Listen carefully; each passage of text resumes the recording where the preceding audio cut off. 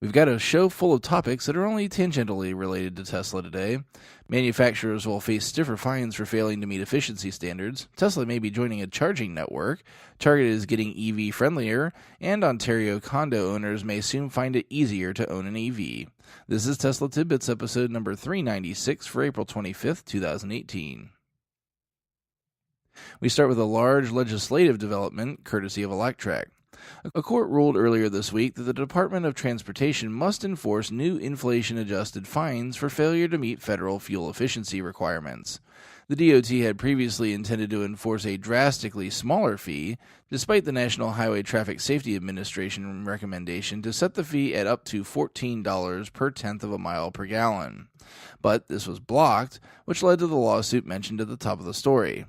The importance of this for the adoption of EVs can't be understated, as this actually imposes some significant pain for missing the mark. However, the EPA could still be the wet blanket on the party if they decide to weaken the actual requirement to be met. Over to Teslarati real quick, where we have a rumor of Tesla extending its charge network reach. While the supercharger network is an amazing benefit, more charging opportunities are always welcome.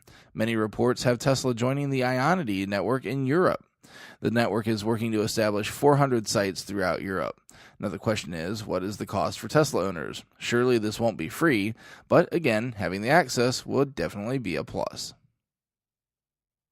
Speaking of charging, Target released a statement today saying that they were going to expand their support for EVs. Target currently has charging stations in the parking lots of 18 of their stores in 5 states. Target now plans to grow that to 100 stores across 20 states, representing more than 600 parking spaces supported.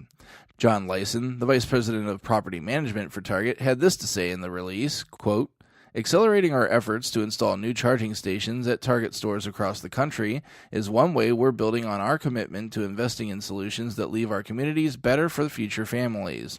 And it's an opportunity to work with industry-leading partners to bring a more convenient shopping experience to guests as we look to design lower-carbon solutions throughout our entire operation." End quote.